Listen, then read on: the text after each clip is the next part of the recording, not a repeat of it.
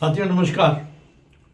जैसा कि हम सब जानते हैं कि डॉक्टर्स दिवस और डॉक्टर्स दिवस के सप्ताह के बीच में कृष्णा नगर में मोंगा मेडिकल सेंटर में एक बड़ा ब्लड डोनेशन कैंप हर साल होता है 28 सालों से। ये कैंप इस बार शनिवार को 6 जुलाई को है।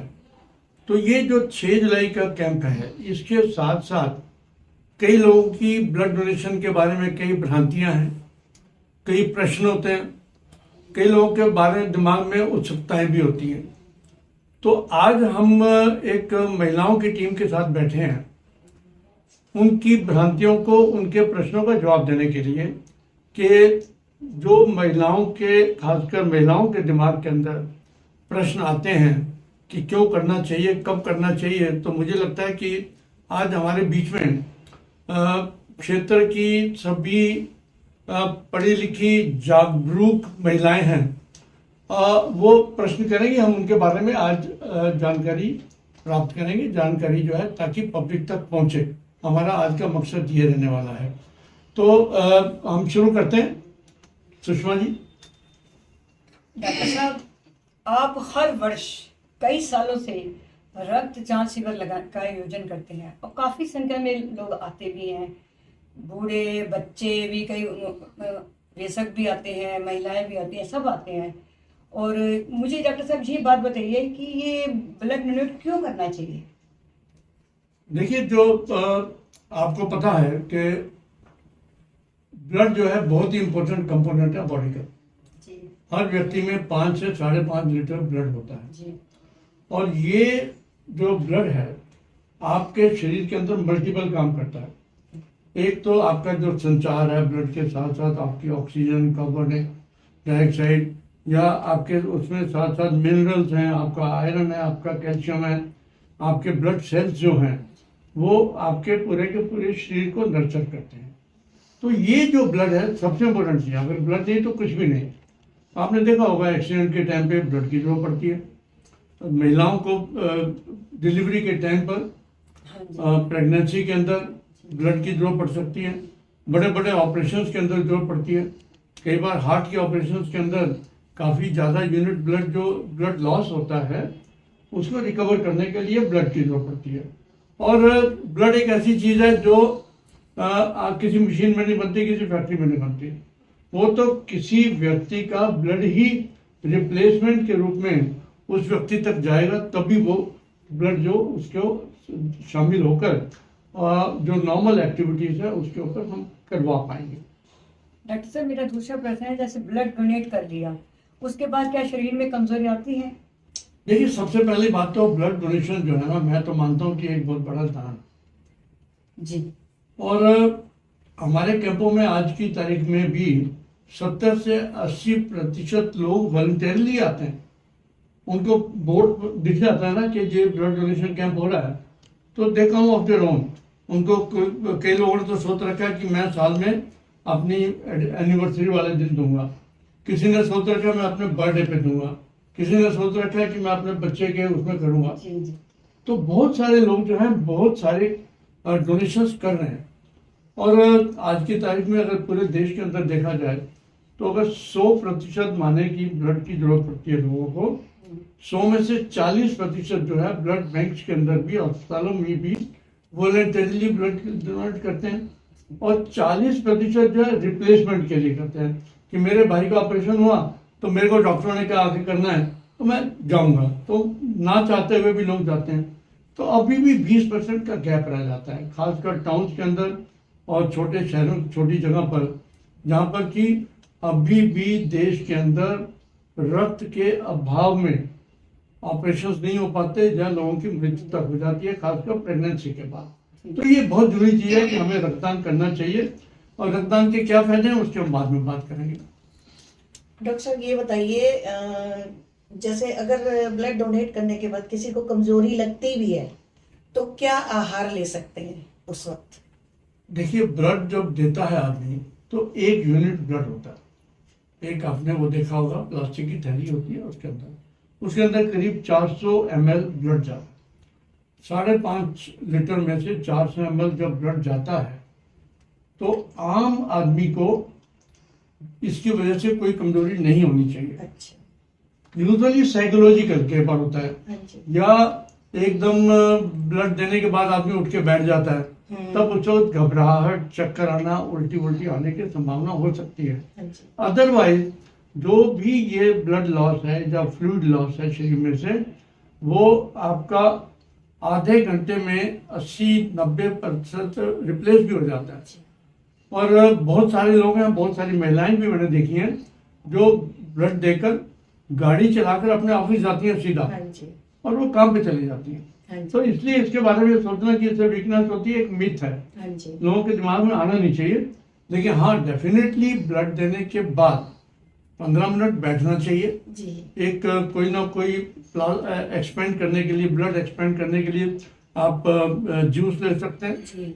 जूस के साथ में कुछ ना कुछ आहार ले सकते हैं। हाँ जी। तो यहाँ पर ये भी जानना जरूरी है कि खाली पेट ब्लड नहीं देना। जी। कोई भी व्यक्ति अगर खाली पेट आता है ब्लड देने, तो पहले हम उसको नाश्ता करवाते हैं, हाँ जी। उसके बाद ब्लड दे, जी। ताकि खाली पेट जो है उससे हाइपोग्लाइसीमिया या बाकी परेशानियां बढ़ ना जाए। जी। तो ये बहुत आवश्यक है।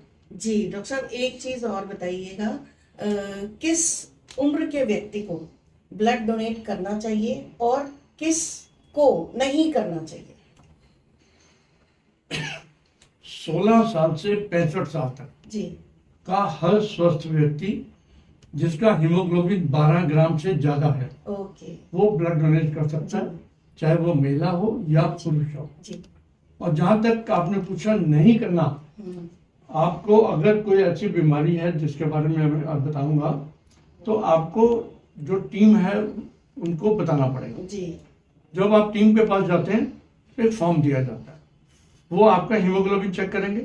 अगर 12 से कम है तो आपको रिजेक्ट कर दिया जाएगा। हाँ जी। 50 किलो से कम वजन है तब आपको रिजेक्ट कर दिया जाएगा। जी। ज्यादा ब्लड प्रेशर है तब भी नहीं दे सकते। अगर अनकंट्रोल्ड शुगर है, बहुत ज्यादा शुगर भी है, वो व्यक्ति का ब्लड भी नहीं लेते। जी। या पिछले कुछ दिनों में अगर उसको व्यक्ति को पीलिया हो रखा हो, हाँ जी। जॉन्डिस जिसको बोलते हैं, वो हो रखा हो, वो भी नहीं दे पाता। इसी प्रकार से अगर आपने कोई एंटीबायोटिक्स लिए हैं पिछले 3-4-5 दिन के अंदर, उस व्यक्ति को भी ब्लड नहीं देना होता, क्योंकि उसके ब्लड के अंदर ये सारी की सारी चीजें घूम रही होती हैं।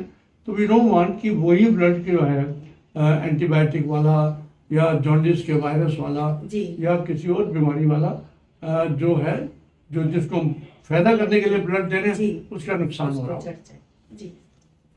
डॉक्टर साहब, एक बात और पूछना चाहूंगी कि जैसे जनरली बोला जाता है कि लेडीज या यंग गर्ल्स को भी they can donate the blood, और नॉर्मली उनकी इम्यूनिटी थोड़ी कम होती है एज कम्पेयर टू मेल्स। देखो, इम्यूनिटी की बात नहीं है इसमें, मुझे लगता है ज्यादा मेन इशू क्या आता है कि 50 किलो वजन, मैं तो देखता हूँ कई बार हमारे पास लड़कियां आती है जिनका वजन ही 50 किलो नहीं होता, उनका नहीं लेते। दूसरा बहुत बड़ी समस्या है महिलाओं के अंदर खून की कमी की। अपने अंदर ही उनकी इच्छा जरूर होती है कि मैं ब्लड दूं, लेकिन उनके जब टेस्ट करते हैं तो 12 ग्राम से कम निकलता है, तो उनका ब्लड भी नहीं लिया जा सकता। तो आज की तारीख में जो महिलाएं अच्छे घरों से आती हैं, उनका ये दोनों मापदंड जो है वो फुलफिल करती हैं, और ये कोई फर्क नहीं पड़ता कि महिला या पुरुष में हो। लेकिन हाँ, डेफिनेटली आई एक्सपेक्ट कि पीरियड्स के दिनों में जब महामारी चल रही हो, तो उन दिनों में यूजुअली ब्लड नहीं देना चाहिए, क्योंकि आप एक तरफ से ब्लड लॉस वैसे भी हो रहा है और ऊपर से ये भी करेंगे तो हो सकता है कि और ज्यादा पुश ना हो, उसका हीमोग्लोबिन ना हो जाए। और कितनी क्वांटिटी में ब्लड डोनेट कर सकते हैं? क्वांटिटी तो वही रहेगा, 400 ml ही रहेगा हर व्यक्ति का। और ये फ्रीक्वेंसी की बात भी करूं अगर मैं, कि अगर एक नॉर्मल व्यक्ति ब्लड डोनेट करता है तो साल में 4 बार भी कर सकता है, अगर उसका हीमोग्लोबिन अच्छा रहता है। बहुत लोगों को जानता हूं जिन्होंने अपने जीवन के अंदर 100-150 बार ब्लड डोनेट किया, और साल में 4 बार कर सकते हैं। लेकिन हाँ, डेफिनेटली ये बहुत बड़ी बात है कि अगर आप एक दिन कम से कम निश्चित करें साल के अंदर कि मैंने उस दिन ब्लड डोनेट करना है, चाहे मुझे कहीं पर भी जाके करना पड़े, तो ये एक बहुत ही एक महाकल्याण और महादान वाली बात है। डॉक्टर साहब, मेरा प्रश्न है ब्लड से रिलेटेड ही है कि अगर एक व्यक्ति एक बार ब्लड डोनेट करता है तो वो दूसरी बार कितने गैप में ब्लड डोनेट कर सकता है? यूजुअली ये गैप जो है प्रिस्क्राइब जो है वो 3 महीने का है।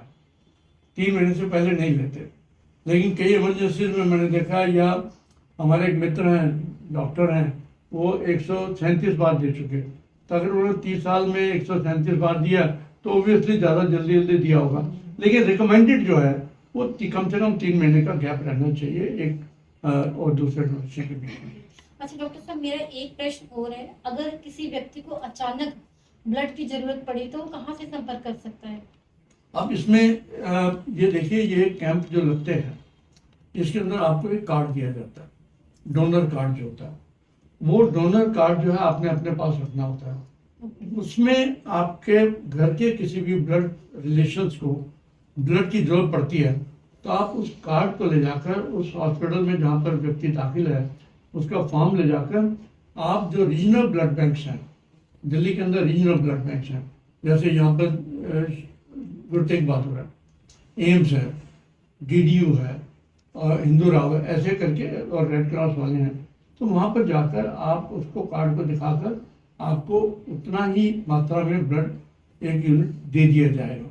तो ये बहुत ही एक रिप्लेसमेंट है एक तरह से। आपने ब्लड दिया, जब जरूरत पड़ी तो ऑब्वियसली आपको हो गया यार मुझे क्या मिला, मैंने तो दिया, मेरे परिवार को मिलना चाहिए, तो वो ये सुविधा मिलती है वहाँ पर, इसमें कहीं कोई शंका नहीं है।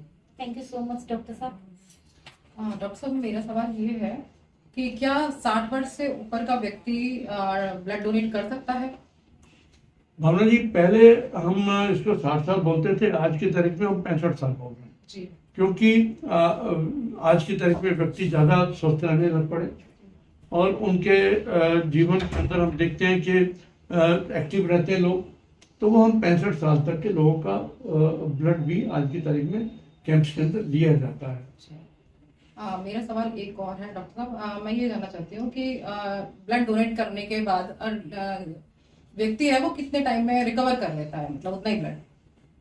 विदिन 24 आवर्स, 24 घंटे के अंदर आप बिल्कुल पूरा रिकवरी है। वैसे तो 1 घंटे के अंदर आप नॉर्मल एक्टिव लाइफ व्यतीत करने के लिए, चलाने के लिए आप सक्षम होते हैं, कोई दिक्कत नहीं है किसी के पास। डॉक्टर साहब, एक लास्ट क्वेश्चन और, जो ये ब्लड डोनेट करते हैं ये बैंक में जाता है आपने बताया, ये एक व्यक्ति का ब्लड बैंक में कितने समय तक सुरक्षित रहता है? ये बहुत ही वैलिड क्वेश्चन है, क्योंकि कई बार आपने अखबारों में पढ़ा होता है कि ब्लड बेकार हो गया, जी। आप हमने जो ब्लड दिया वो चला नहीं या किसी को दे नहीं पाए। देखो, जब व्यक्ति जिसको जरूरत होती है ना जाना लेने जाता है ना, तो उसको क्रॉस मैच करते हैं जी।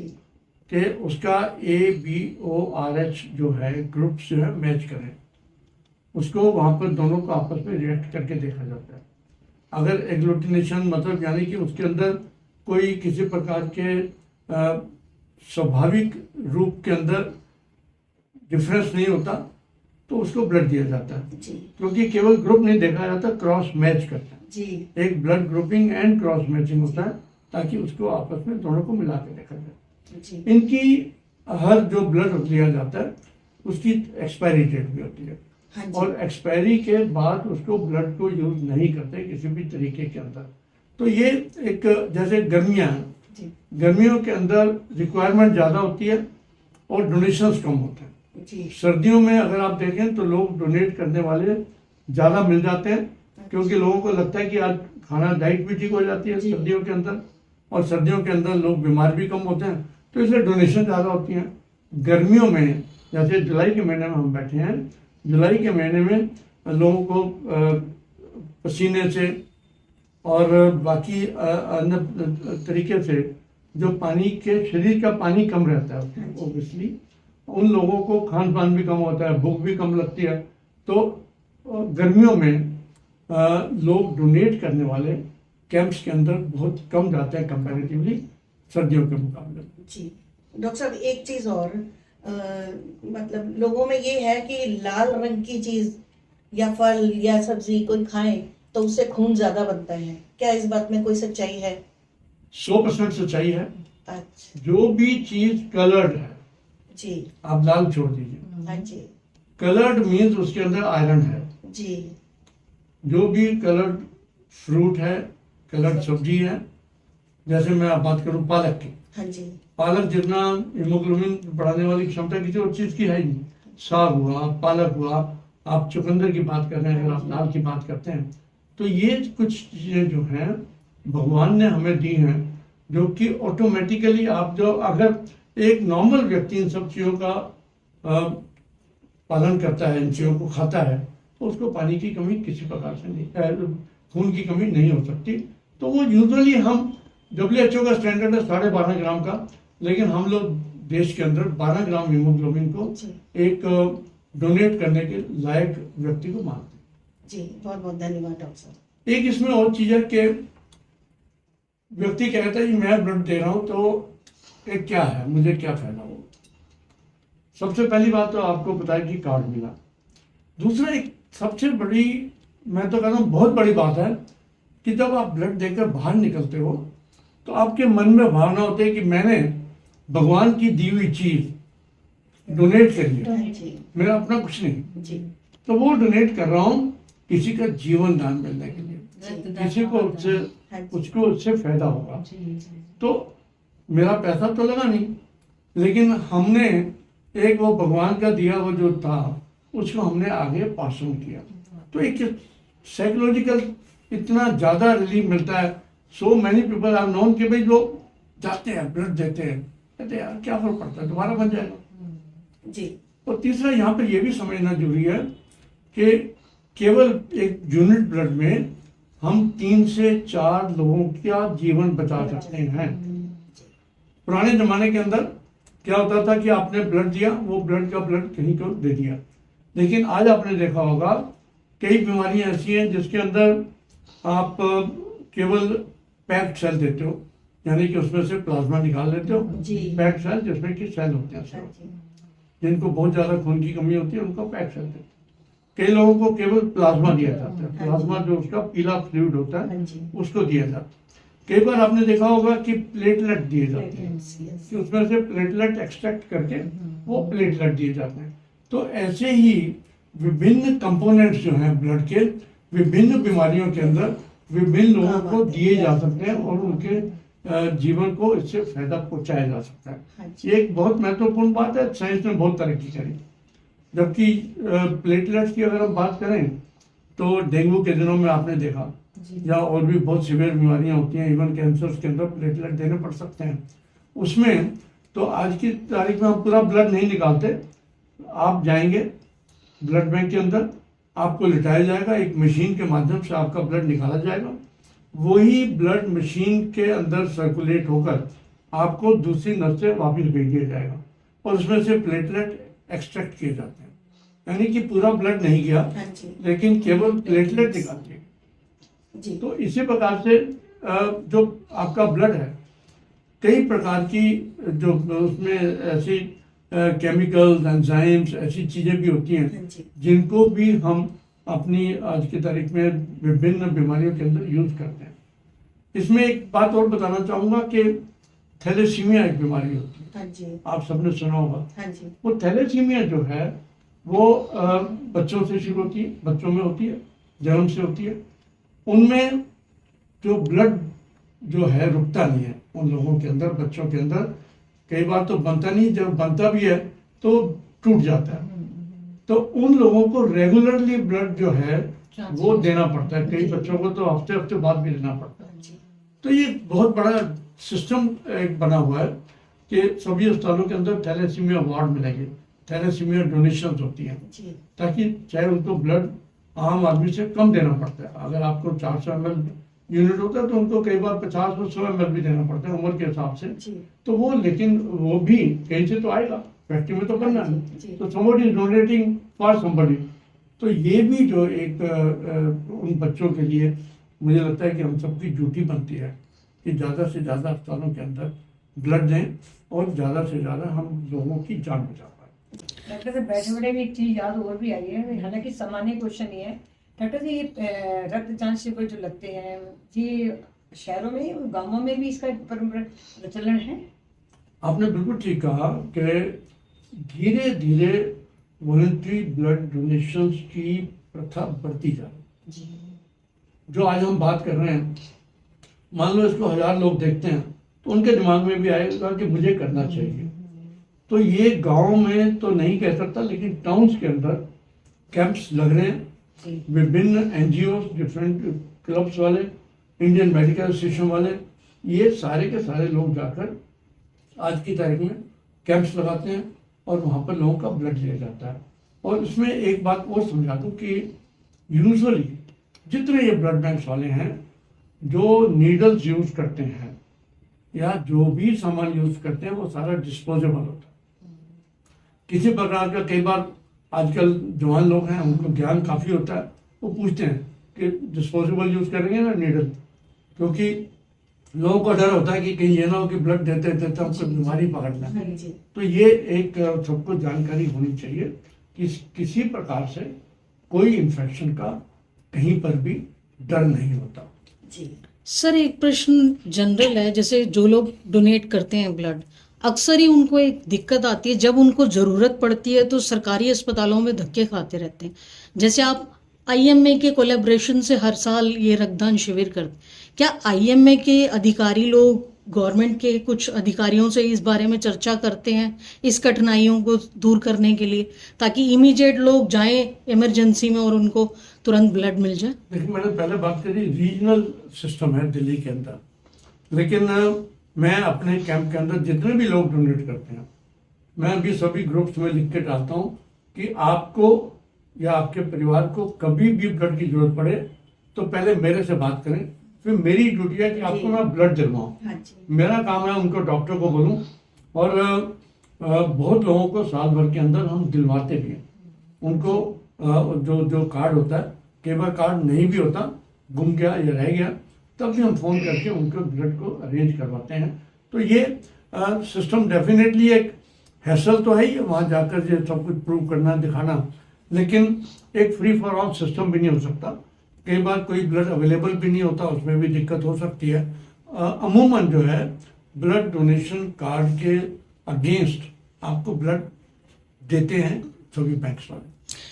अंत में एक छोटा सा बिल्कुल सवाल ये है कि एक मिथ है लोगों के माइंड में, बहुत जनरल सा है, कि जो ब्लड हमें सरकारी बैंकों से मिलता है, कई लोग सोचते हैं उसके लिए भी हमें पे करना पड़ेगा। तो ये क्लियर कर दीजिए, क्या वो फ्री ऑफ कॉस्ट होता है या कुछ पेमेंट या कुछ रजिस्ट्रेशन चार्जेस देने पड़ते हैं? जितने ब्लड बैंक्स हैं, एक तो प्राइवेट ब्लड बैंक्स को तो छोड़ दीजिए, वो तो सेल करते हैं, लेकिन सरकारी ब्लड बैंक्स के अंदर भी आज की तारीख में कुछ पैसा देना पड़ता है, क्योंकि वो टेस्टिंग का लेते हैं, ब्लड का पैसा नहीं लेते।